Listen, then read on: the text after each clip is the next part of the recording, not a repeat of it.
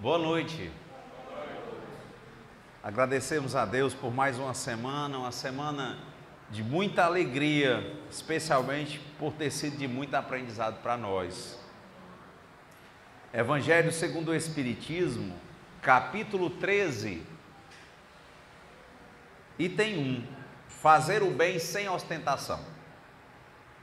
Começa com um trecho bíblico de Mateus capítulo 6, versículos de 1 a 4. Tomai cuidado de não fazer as vossas boas obras diante dos homens, para serem vistas por eles. De outro modo, não recebereis a recompensa de vosso Pai que está nos céus. Então, quando derdes esmolas, não façais soar a trombeta diante de vós, como fazem os hipócritas nas sinagogas e nas ruas, para serem honrados pelos homens.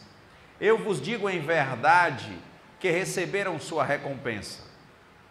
Mas quando derdes esmola, que a vossa mão esquerda não saiba o que dá a vossa mão direita, a fim de que a esmola esteja em segredo, e vosso Pai que vê o que se passa em segredo, dela vos entregará a recompensa. Jesus, tendo descido da montanha, uma grande multidão de povo o seguiu.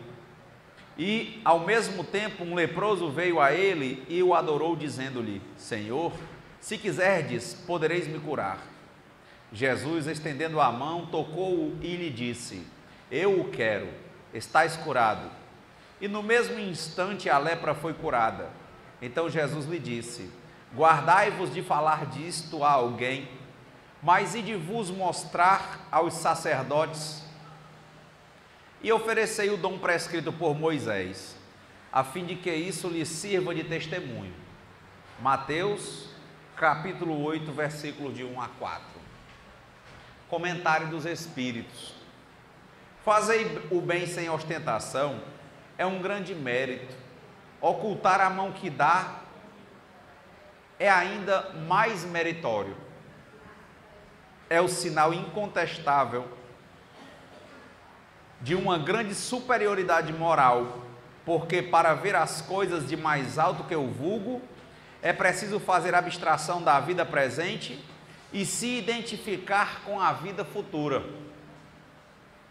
É preciso, numa palavra, colocar-se acima da humanidade para renunciar à satisfação que proporciona o testemunho dos homens e esperar a aprovação de Deus.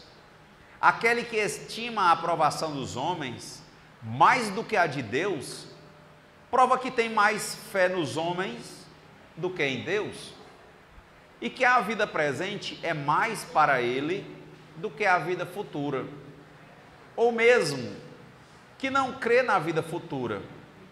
Se diz o contrário, age como se não cresce no que diz.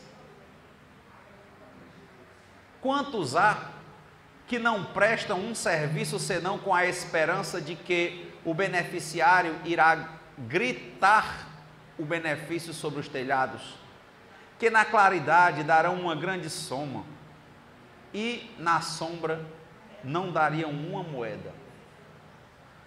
Por isso Jesus disse: aqueles que fazem o bem com ostentação já receberam a sua recompensa.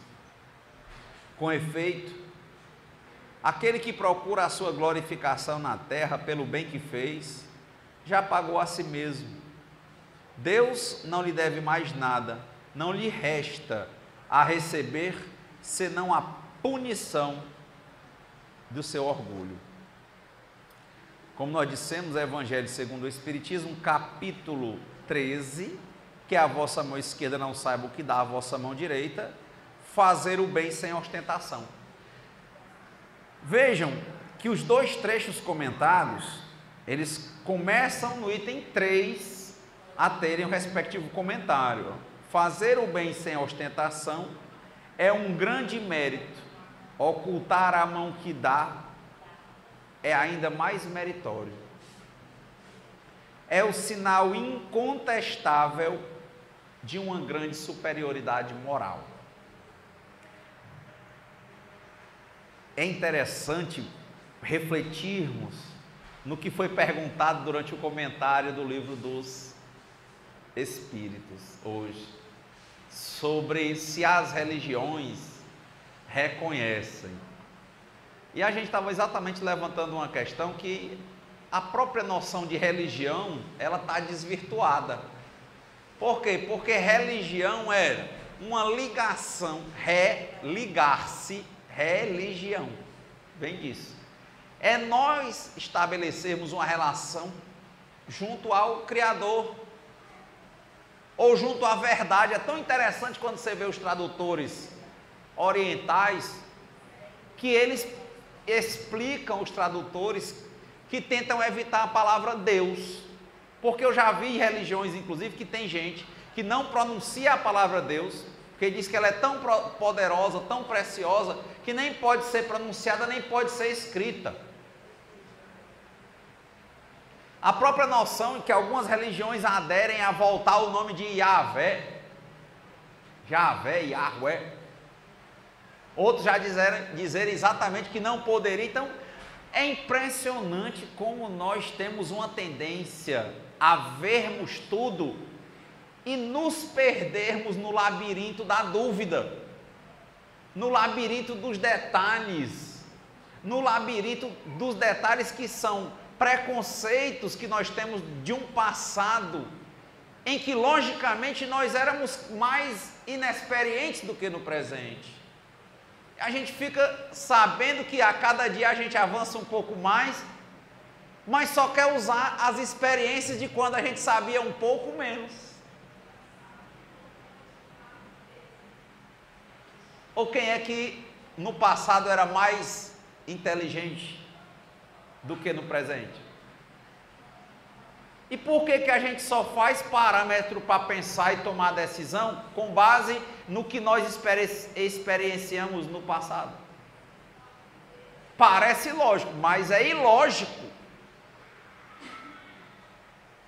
Se ontem eu sabia menos do que hoje, era menos evoluído do que hoje, por que tudo que eu vou fazer hoje, eu só uso como base o que eu aprendi, ou o que eu vivi, ou o que me disseram ontem?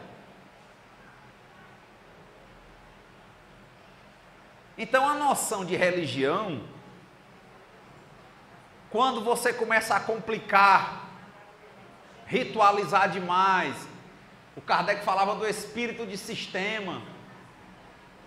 Quando eu começo a ritualizar, a problematizar, quando Paulo dizia, vê tudo, mas retende o que é bom, e eu olho o que é ruim ou o que gera dúvida, se gera dúvida, ou se eu digo que é ruim, se eu digo que é ruim é porque eu senti alguma dor. Se eu sinto dor, na hora que eu sinto dor, eu penso no meu corpo que está doendo, no meu espírito, sei lá, na minha psique que está doendo, ou eu penso na coisa? Se está doendo, eu lembro de quem? Da dor. Na hora que eu lembro da dor, material ou psíquica, eu me esqueço de quem? De Deus. Na hora que eu lembrar dela, dor, eu esqueço de Deus. Na hora que eu lembro do passado, eu me esqueço do presente. Quando eu estava dizendo que as religiões antigas, essa questão de Deus, os orientais escreviam e eles começaram a mudar o modo de escrever, porque primeiro não escreviam, isso era decorado, depois eles começaram a dizer, olha, aqui nós não vamos usar a palavra Deus. Por quê? Porque ela fica sendo muito mal utilizada. Aí o pessoal, ao invés de conseguir uma religação, religião com Deus, fica pensando na imagem, no rito, no ritual, na matéria, ao invés do espírito. Aí a religião que era para lhe ligar com Deus, faz você se desligar dele. Pensou no ritual, não tá pensando em Deus. Lembrou da imagem, não necessariamente está lembrando de Deus. Pensou da dor, está preso à dor da matéria, mas está se esquecendo da questão do espírito. A gente às vezes só consegue pensar no espírito depois que a dor está muito permanente, está demorando muito, aí a gente não consegue mais resolver com a racionalidade a dor, aí a gente pensa em Deus. Por isso que a dor é necessária. Porque ela é um contraste, às vezes é uma provocação. Mas a dor em si não nos leva a Deus. Não nos religa a Deus. Ou seja, nós, enquanto espíritos imperfeitos, temos uma tendência de nos desligar. Qual é a definição que o livro dos Espíritos dá para os espíritos imperfeitos? São aqueles que têm todas as noções sobre o que é bom e tendem a seguir para a matéria. Então nós temos todas as noções para nos religarmos a quem? A unidade, a Deus. Mas o que a gente faz? Se divide. Seja pela religião, seja pela ritualística da religião, seja pelas divergências dentro da religião. Ficamos querendo discutir conosco e aquilo passa a uma discussão com os outros, a uma divergência. A gente vê tudo e não retém o que é bom, fica parado na divergência. Renato, mas eu ainda estou com a dúvida. Porque o Evangelho está falando fazer o bem sem ostentação. E o que é isso? Se fazer o bem para quem acredita no que é bom, tem uma ligação direta com o amor, tem uma ligação direta com Deus, tem uma ligação direta com a religião, no sentido de nos religarmos. Na hora que eu faço o bem, ostentando, causando inveja, aparecendo, se eu disser que estou fazendo isso por religião, é um contrassenso. Por quê? Porque se eu estou fazendo para vocês verem, então eu estou fazendo para me religar com Deus ou com vocês? Está vendo? Quem faz o bem, quando se diz não olha a quem, simplesmente faz o bem, nem percebe que fez. O amor, dizem alguns teóricos, não precisa ser dito, não tem como dizer eu te amo. O amor a gente vive ele. O bem, a gente vive o bem. Ele não é mensurável. Por isso que eu estava querendo dizer que os tradutores fazem sempre essa ressalva, deixam de usar a palavra Deus e usam muitas vezes a verdade. Aí você olha para Jesus e tem: conhecereis a verdade e a verdade vos libertará. Você chega nos orientais, eles falam do Dharma, é um caminho, uma lei, existe uma lei universal. Começaram a trocar o nome de Deus por verdade, e o próprio Cristo fala a verdade. E o Kardec, quando começa a fazer perguntas aos espíritos, ele diz: o que é verdade em tempo e espaço. Em qualquer canto que você perguntar, a resposta vai ser a mesma. Não é algo procurável, é algo sentível.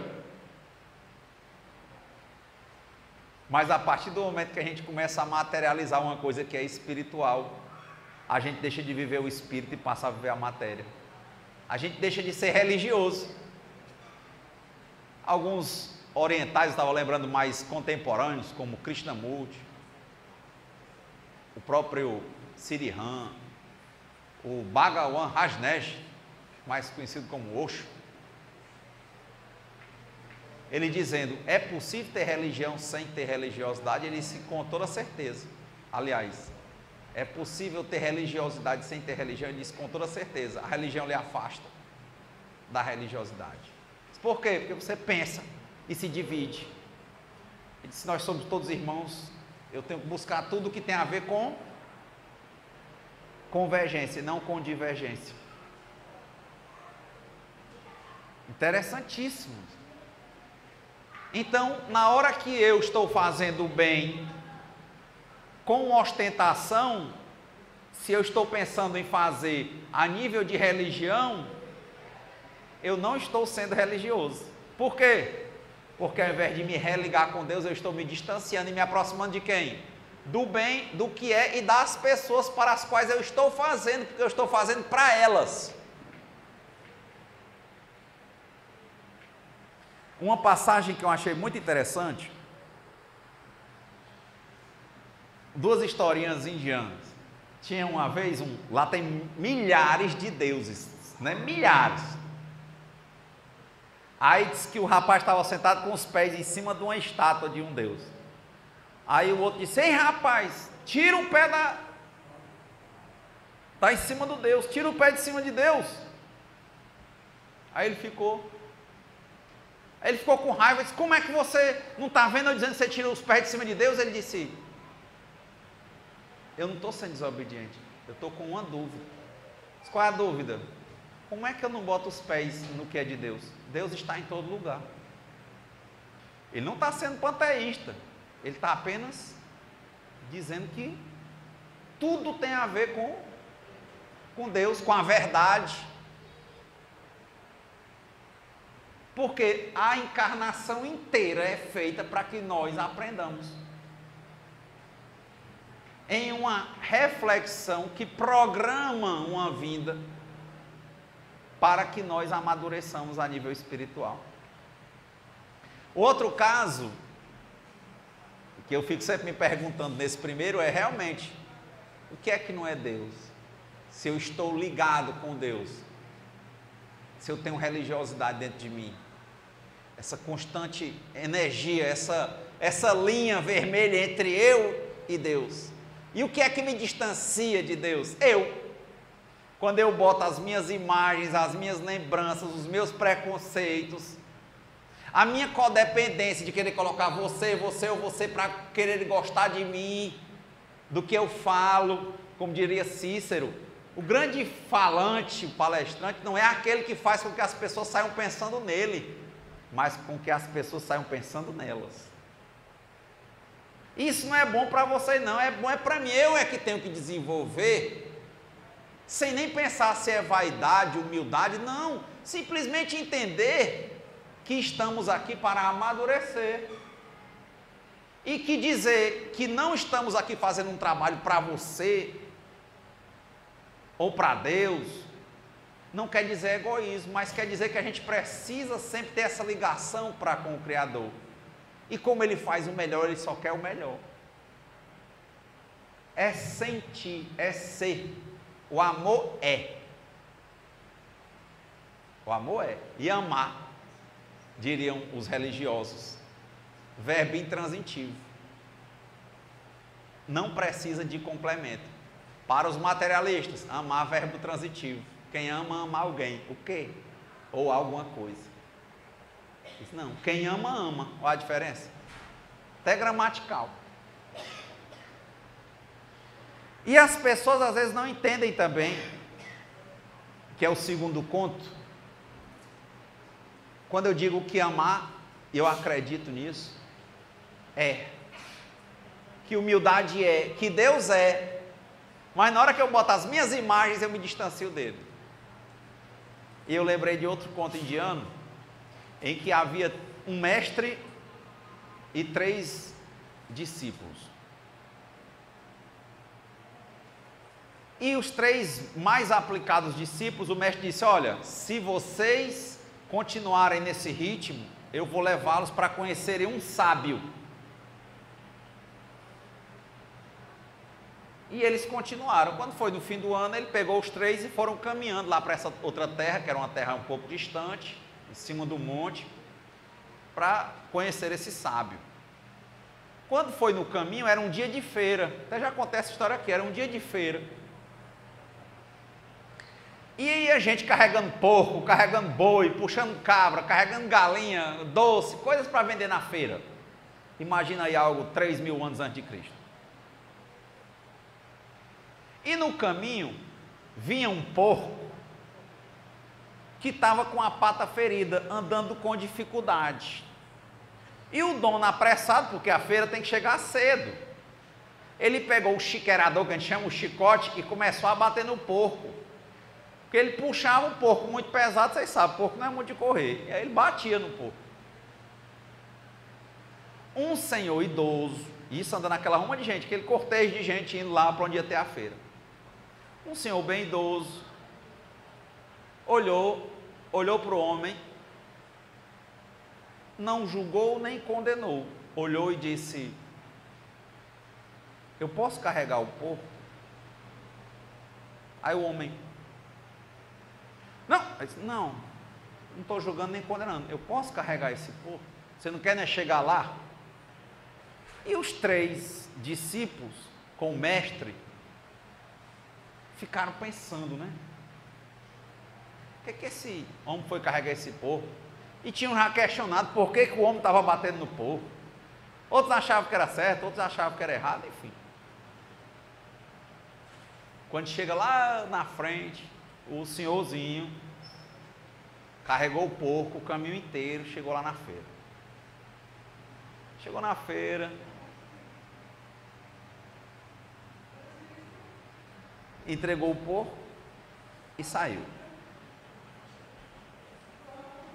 Eles continuaram o caminho para buscar a casa do sábio. Pasmem, quando eles chegaram lá, bateram na porta, quem sai? O velhinho que tinha carregado o porco. E eles ficaram altamente inquietos. Ele tratou eles bem, eles eram mais jovens, nem falou o que eles jovens, o que não foram ajudar, não foram, se era bom, se não era, se era humilde, ele não falou nada, transmitiu os ensinamentos dele, conviveu, fez almoço para ele, deu merenda, conversaram, e eles não viram nada no olhar dele, nem nas palavras, nada, nada, nenhum julgamento, nenhuma condenação, nada. Lá na frente, foram embora e não conseguiram se contentar. Na hora de ir embora, um olhou para o outro e disse: rapaz, eu vou perguntar a ele. Eu vou perguntar.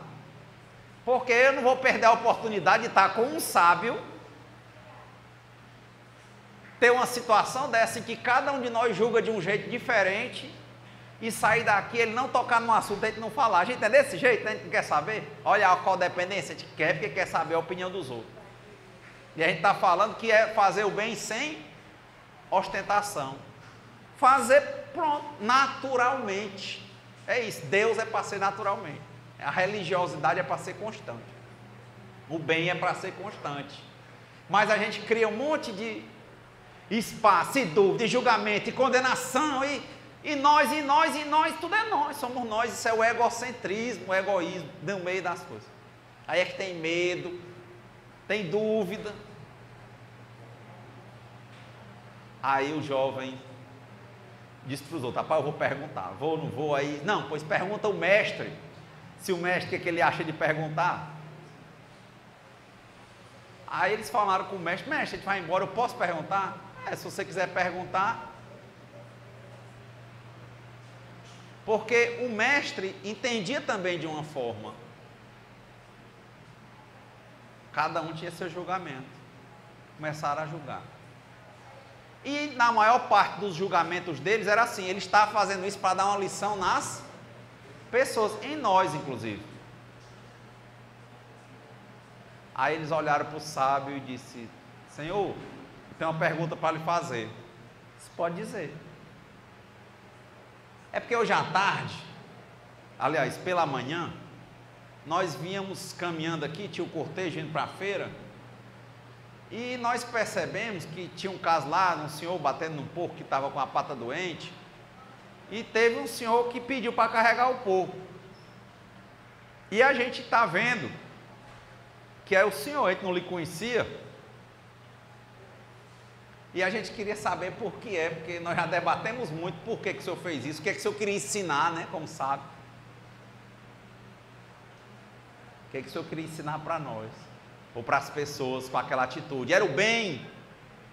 Era ser bom com os animais? Aí o sábio olhou, o olhar de sinceridade, sabe, sem dúvida. Ele disse: porco? Que porco?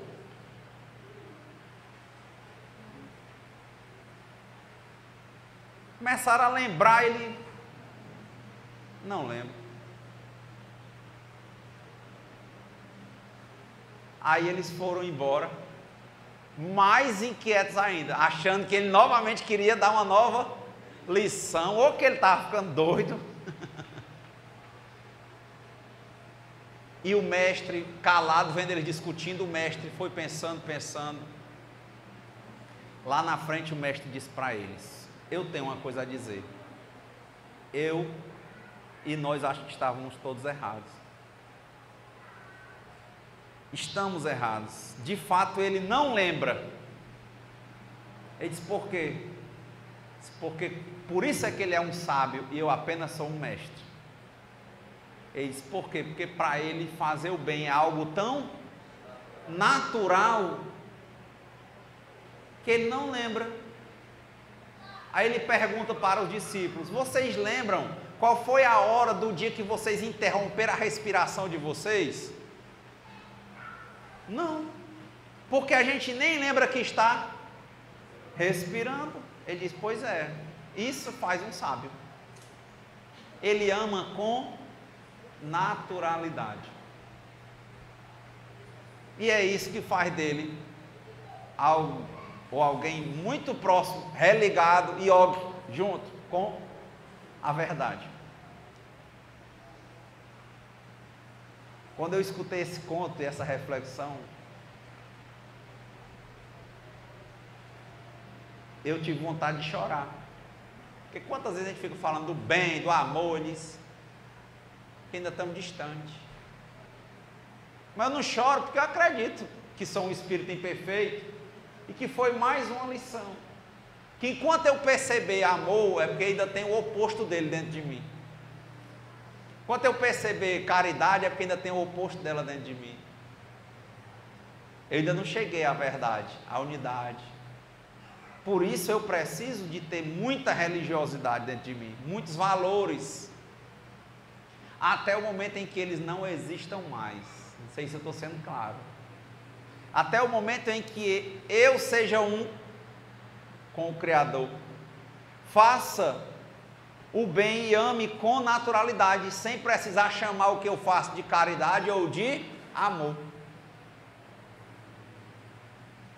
Um conto como esse, eu acho que ele traduz milhões de palavras e eu falando milhões de vezes eu não conseguiria traduzir, mas eu acredito que quem prestou atenção vai sair para casa pensando nele. Tem o Krishnamurti, ele dizendo que quando um homem diz, eu sou humilde, eu sou isso, ele diz, esse está morto para o aprendizado. Porque ele diz, quando a gente erra, a gente não precisa ficar se dizendo, te erra. Parece complicado, mas um conto desse traduz talvez os 60 livros do Krishnamurti. Traduz tudo o que a gente estava falando sobre ser religião ou não ser religião. Traduz o que o Rajneesh disse quando fala sobre ter uma religião ou ser religioso. Ele diz, eu sou religioso, não tenho uma religião. E não critica ninguém, cada um conforme a sua maturidade espiritual. Depois de contar do conto, vamos ver como a gente enxerga diferente. Eu vou ler 2 linhas do Evangelho, que o Evangelho é que a vossa mão esquerda não saiba o que dá à direita, porque se ela souber, é porque ela não fez com naturalidade, ela ainda está olhando para a outra mão. Olha o outro Evangelho, que é a continuação, fazer o bem sem ostentação. Pitágoras deixou 72 versinhos que foram anotados. E ele diz, não haja causando inveja.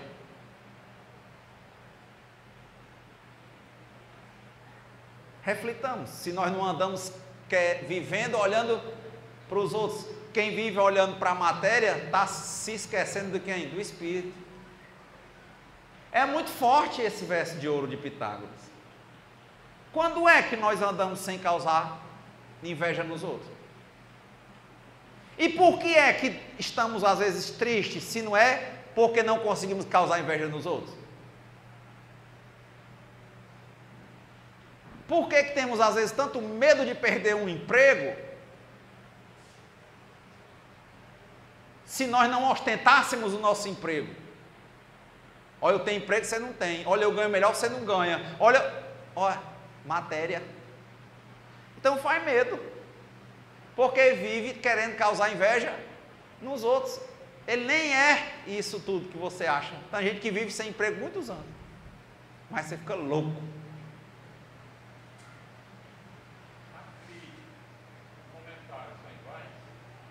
Não.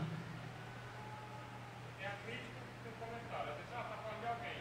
Não está falando, está comentando. Não é verdade? Eu tenho que pegar, ele está perguntando se crítica e comentário são iguais. O que é legal desses sábios, né? Tinha uma estudiosa disso, chamava Helena Blavatsky. Ela tem um livro chamado A Voz do Silêncio. Krishnamurti fala da gente buscar um silêncio dentro de nós. Deixarmos de estar nos comparando com os outros. Deixarmos de estar querendo ser mais. Isso é a maior doença que tem do mundo.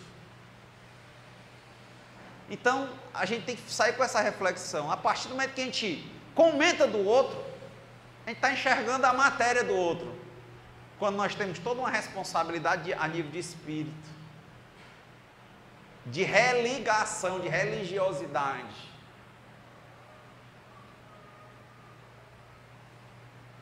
Isso é difícil. Nos policiarmos para não andarmos causando inveja nos outros.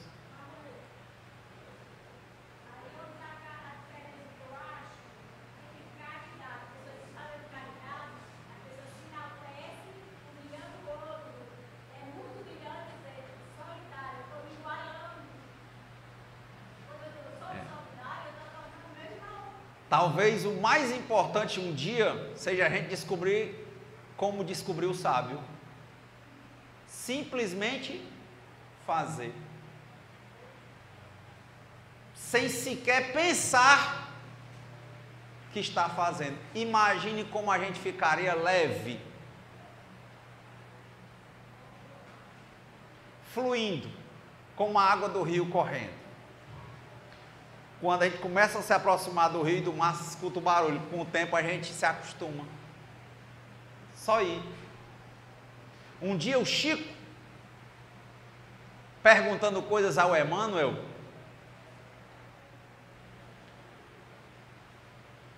o Emmanuel começou a explicar e ele, não entendendo, ele disse,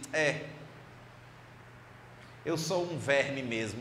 O Chico pensando que verme, né, era a coisa menor que existia, mas, né, que fica lá comendo a gente, né, lá no cemitério, né, disse, eu sou um verme. Nessa hora Emmanuel olhou para ele e disse, pouquíssimos,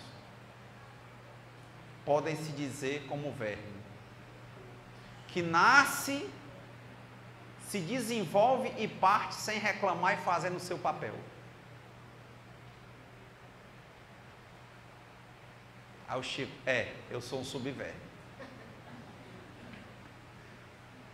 Porque a gente é assim, comendo e miando. É toda a verdade na frente e a gente duvidando. É o amor aí para ser sentido e a gente não sentindo. É a ajuda a ser feita e a gente querendo mensurar e mostrar, e ostentar e causar inveja nos outros. Porque a gente não só causa inveja com o dinheiro. Às vezes até com a saúde, né, Cleide? Olha como é a leitura do Evangelho.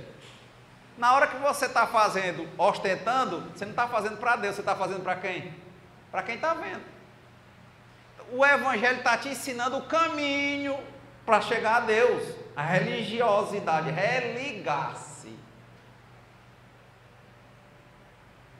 Ele está dizendo, olha, fazer o bem sem ostentação, que a mão esquerda não saiba o que faz a direita. O sábio, porco. Porque se a gente tivesse pego o porco, sabe o que a gente estava pensando? Ave que porco fedorento. Ave que pesado. Ai, eu estou suando. Vixe, não é que eu puxei o bicho da mim, mijou? E o sábio disse o quê? Porco.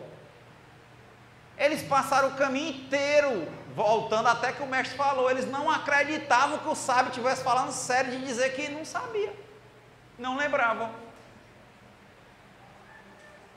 Ou seja, o sábio foi um verme. A gente tem uma conotação ruim para verme, né? Pois é, ele foi um verme. Nasceu, se desenvolveu e cumpriu o seu papel sem reclamar. Tão normal que ele nem pensou. Porque quando eu falo é porque está sendo visto para mim. Eu preciso ver isso.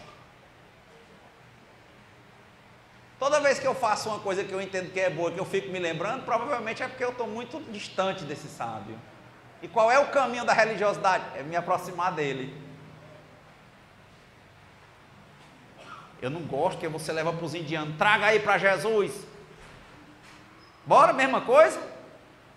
Lá vai Jesus passando no meio da multidão, cheio de gente, andando.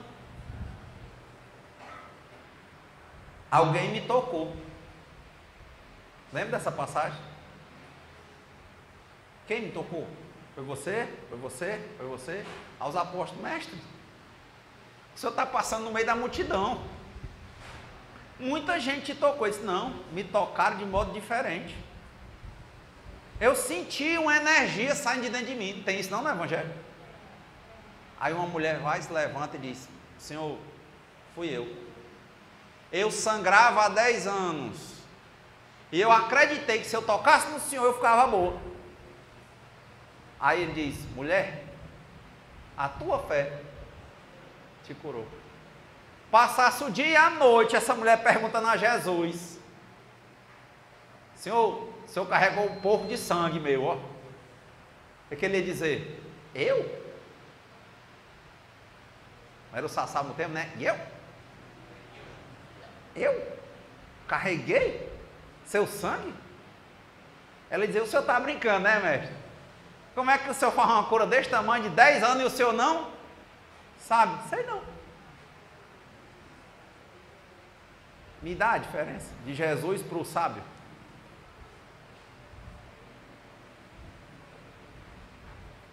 Quem quer ver, vê. Porque ele dizia, quem tiver ouvidos, ouça. Quem tiver os olhos, que veja. Mas se eu só quiser ver divisão, eu só vou ver divisão. Se eu só quiser ver labirinto na minha vida, eu só vou ver labirinto na minha vida. Ponto. Mas se eu quiser ver o diálogo de todos os povos, de todos os espíritos imperfeitos, em todos os tempos e lugares, nós vamos descobrir, nem tem tempo, nem tem lugar. Existe o bem, e é. Olha no Evangelho, eu sou o verbo que se fez carne. Está vendo?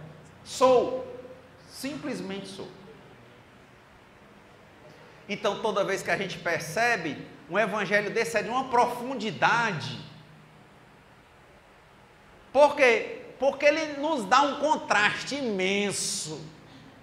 E o maior contraste é, toda vez que a gente fizer uma coisa que a gente acha que é boa, é porque a gente está longe ainda da perfeição. Por isso que nos espíritos dizem, existem os espíritos imperfeitos, existem os bons espíritos, e existem os espíritos puros que se comparam aos anjos. Então, na hora que eu digo assim, olha, eu fiz isso por aquele, hoje você não passa na cara, mas com o tempo, provavelmente o que está dentro do teu coração vai sair pela tua boca. Um dia você passa na cara. E na cara de Deus. Como é que pode? Eu fui uma mulher tão boa e estou no umbral.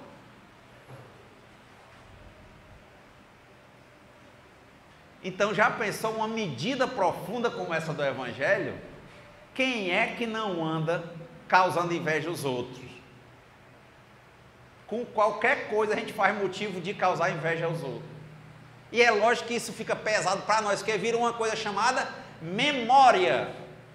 E a Ana hoje na prece falou de memória. Mente. A mente, a nossa racionalidade, trazendo a nossa memória, nossas imagens, nossos pensamentos. Quais são os pensamentos? Do que é ruim, do que a gente acha que era bom. E a gente vai ficando pesado e se religiosizando, se aproximando de Deus ou se distanciando? Se distanciando. Porque na hora que eu fico lembrando do bem que eu fiz, sou eu, não estou eu vendo Deus. Eu podia estar vendo Ele aqui. É uma diferença. O que que Jesus dizia? Anda sobre as águas. Aí Pedro disse: mestre, eu queria dar uma voltinha. O que ele diz? Vem. Aí, olha aí Pedro: não, mas eu não posso, não, mas na água ninguém anda. Ai, é? Bufo. Pisou e caiu. O que que ele diz? Homem de pouca fé. Homem não religioso, homem desligado de Deus.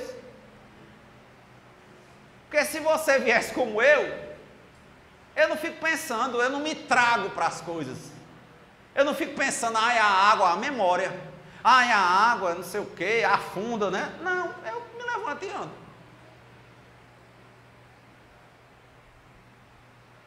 Não parece não, sábio?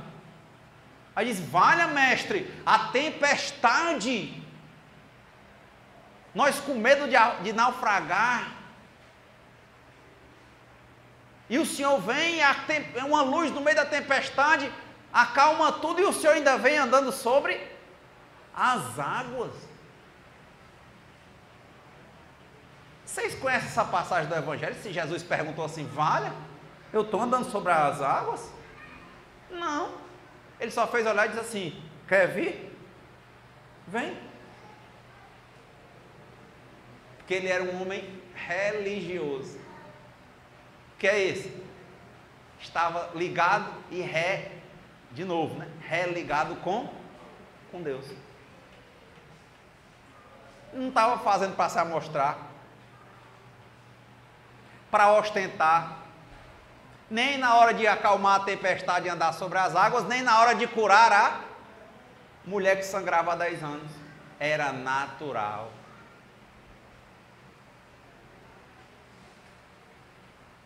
E ele diz: todos podem.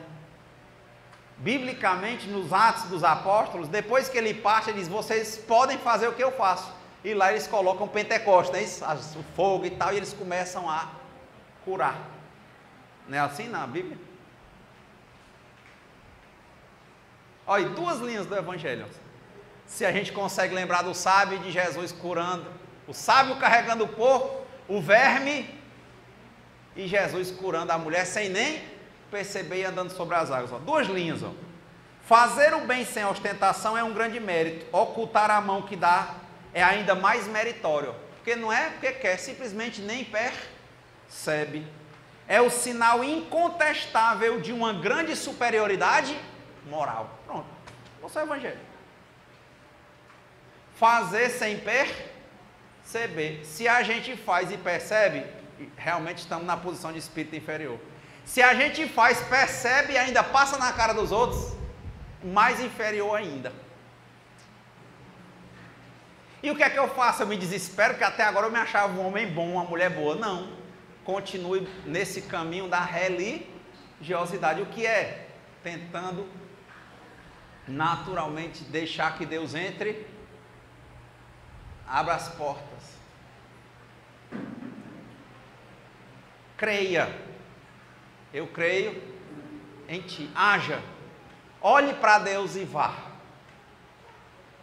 Então, que há de mais maravilhoso no Espiritismo, para mim, é dizer que eu posso encontrar essas provocações, que eu consigo me enxergar como um espírito que ainda precisa muito de aperfeiçoamento, e que eu possa dizer como o Chico: dou às pessoas o direito de serem como quiserem, mas eu tenho o dever de ser melhor do que eu mesmo a cada dia. Muita paz. Senhor, fazei-me um instrumento de vossa paz. Onde houver ódio, que eu leve o amor. Onde houver ofensas, que eu leve o perdão. E onde houver discórdia, que eu leve a união. Onde houver dúvidas, que eu leve a fé. Onde houver erros, que eu leve a verdade. Onde houver desespero, esperança.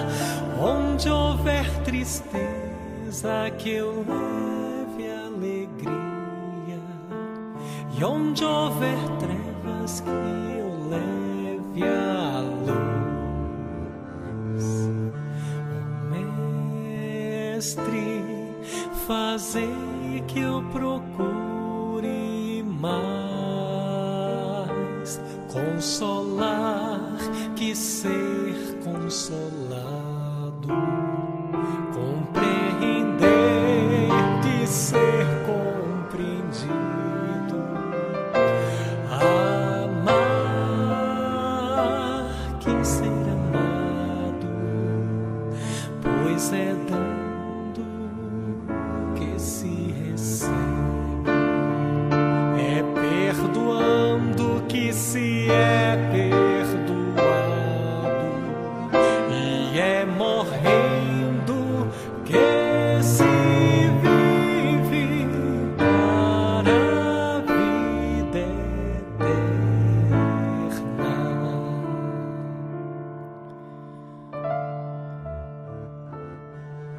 Ó Mestre, fazei-me um instrumento de vossa paz. Onde houver ódio, que eu leve o amor. Onde houver ofensas, que eu leve o perdão. Onde houver